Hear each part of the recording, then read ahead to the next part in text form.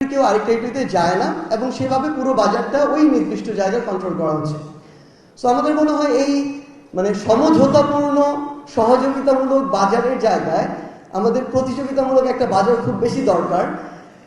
আমাদের প্রতিযোগিতা কমিশনের যিনি আমাদের এখানে কথা বললেন, তিনি যেমন বললেন যে প্রতিযোগিতা বিরোধী কর্মকাণ্ড নির্মূল করাই তাদের কাজ, সেই জায়গায় বিগত 16 বছরের মনে হয় তারা সবচেয়ে বড় ব্যর্থ প্রতিষ্ঠান, কারণ তারা এই কাজটা কিছুই করতে পারেনি।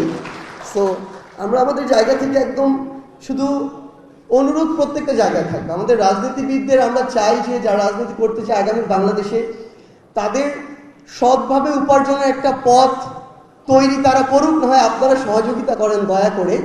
কিন্তু এরকম অসৎভাবে প্রত্যেকটা জায়গায় চাঁদাবাজি নামে লুটপাটের এই ট্রেডিশনটা বন্ধ হওয়া উচিত।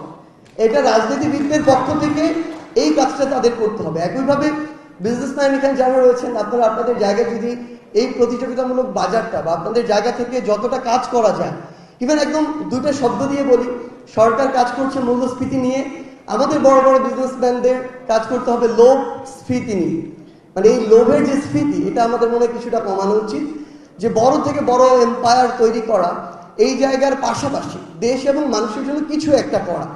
মানে এই কাগজের অর্থ থেকে শুরু করে অন্যান্য জিনিস 100 বছর পরে নাও থাকতে পারে, কিন্তু আপনারা এমন কিছু একটা বাংলাদেশের জন্য করেন, ইভেন এটা একটা টেকনিক্যাল ইউনিভার্সিটি হতে পারে, একটা মেডিকেল ইউনিভার্সিটি হতে পারে, এনিথিং, কিছু একটা করেন যেটার জন্য 100-200 বছর পরেও না আপনাদের নাম বাংলাদেশের নামের সাথে উচ্চারিত হবে।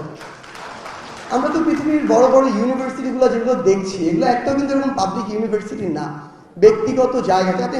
আমরা হার্ভার্ডের কথা যদি বলি, এটা তো কোনো একজন ব্যক্তির নাম থেকেই আসা, বড় বড় ফাউন্ডেশন থেকেই আসা।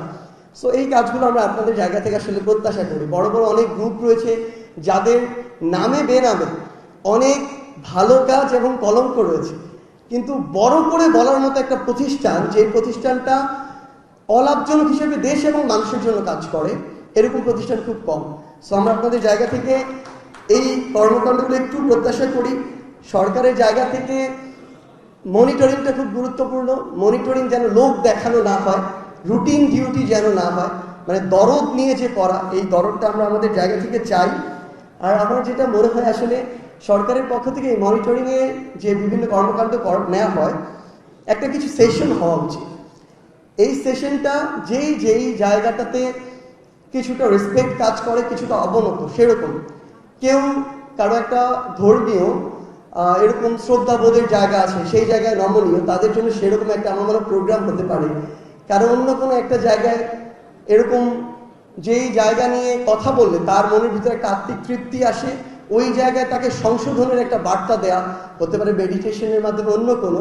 আমার মনে হয় এরকম নতুন কিছু প্রোগ্রাম হাতে নেওয়া উচিত। আমাদের লোভ যেন তো বড় না হয়ে যায় প্রত্যেকটা ক্ষেত্রে। আমরা সরকারের কথা বলি, রাজনীতিবিদদের কথা বলি, আমাদের যারা বিজনেস কমিউনিটি আছে তাদের কথা বলি, সবার ক্ষেত্রে ওই যে ব্যক্তি স্বার্থটাকে প্রাধান্য দেওয়ার যে বিষয়টা, এটা থেকে বের হয়ে আসার জন্য এরকম ভিন্ন ধরনের কিছু আমার মনে হয় প্রোগ্রাম অ্যারেঞ্জ করাটা ইম্পর্টেন্ট, যেখানে দেশ এবং মানুষের স্বার্থটাকে প্রায়োরিটি দেওয়া হবে। আমি 30 সেকেন্ডে শেষ করছি। আরেকটা হচ্ছে প্রবলেম হওয়ার পরে সলিউশন খোঁজা, এবং কেন প্রবলেম হলো সেটা খোঁজার যে কালচার, সেটা থেকে দয়া করে আমাদের সবার বের হয়ে এসে দীর্ঘমেয়াদী প্রি প্ল্যান নেয়া, যে আমরা কিভাবে এটা করতে পারি, এটা নেয়া এবং ইমপ্লিমেন্টেশনটা আমরা যেন দেখতে পাই, এটাই প্রত্যাশা।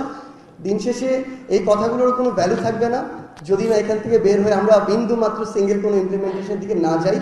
আশা করছি অন্তত 1% হলেও একটা পরিবর্তন আমরা এই প্রোগ্রামের মধ্যে দিয়ে পাবো।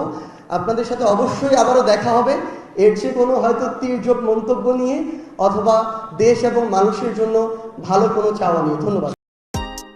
Subscribe to my channel.